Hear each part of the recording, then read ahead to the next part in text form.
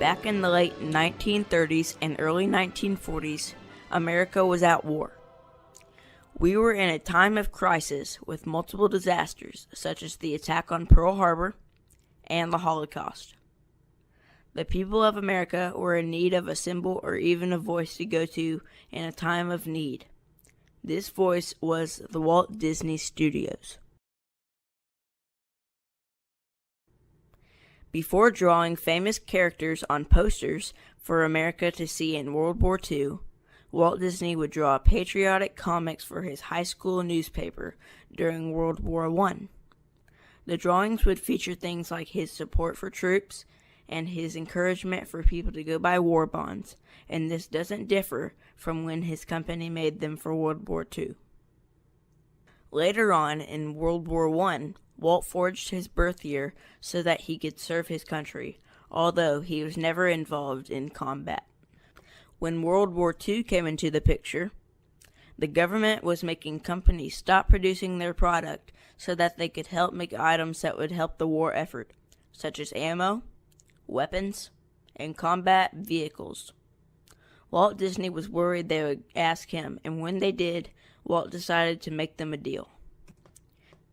His deal was that him and his company were to make cartoons for troops and the public having to do with war matters, along with posters encouraging people to go buy war bonds and give up their scrap metal for production of vehicles and weapons.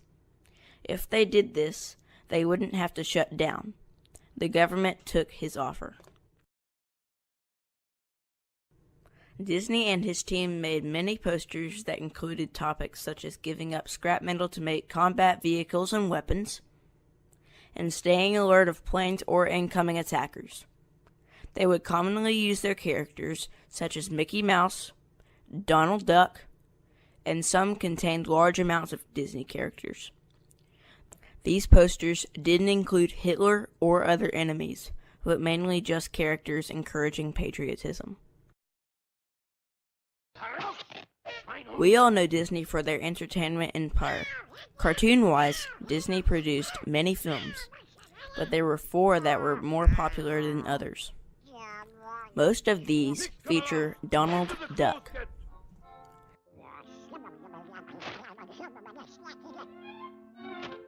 These films include Donald Gets Drafted from 1942,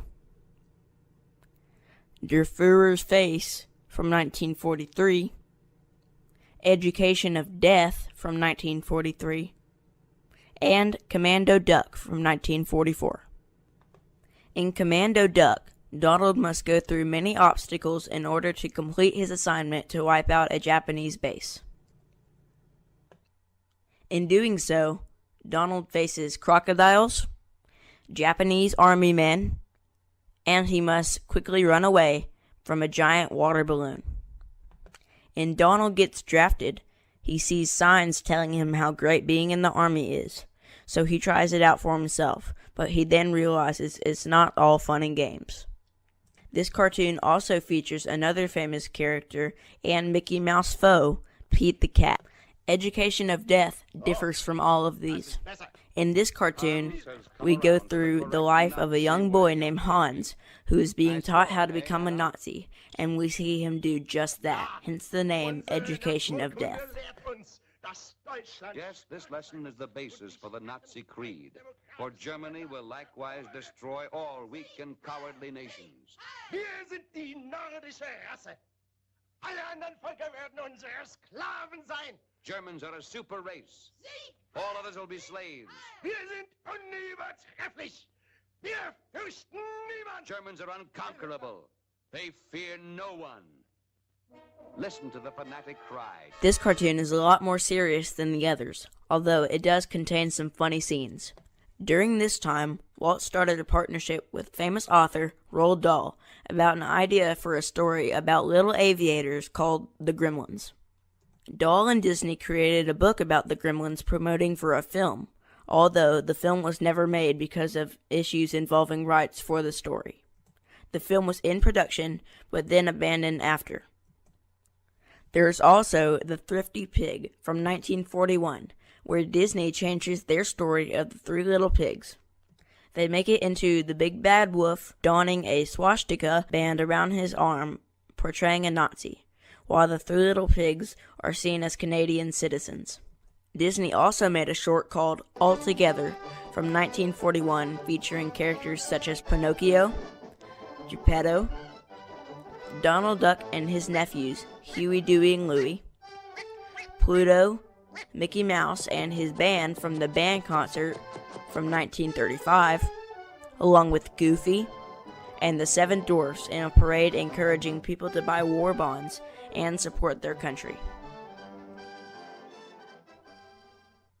Not only did they make posters and cartoons, but they helped out in other ways on and off the battlefield.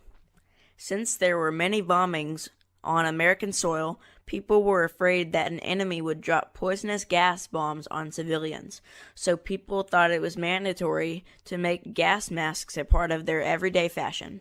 The Disney studios made gas masks that looked like Mickey Mouse for the younger kids.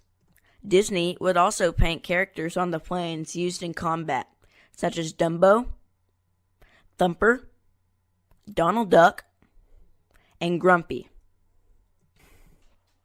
After Pearl Harbor, the Army invaded Disney Studios to use as a base. They were there for days. There was also a comic book-style booklet given to the school kids called Chesty and His Helpers. Chesty was supposed to symbolize the spirit of giving. Disney liked to do everything they could to help with the war effort. From making posters, training videos, cartoons, decorating planes, and helping out with civilians, Disney left an impact on the war in many ways. Walt was always a patriotic man, and when he saw an opportunity, he took it. Walt was a man with a mission, and like always, he succeeded.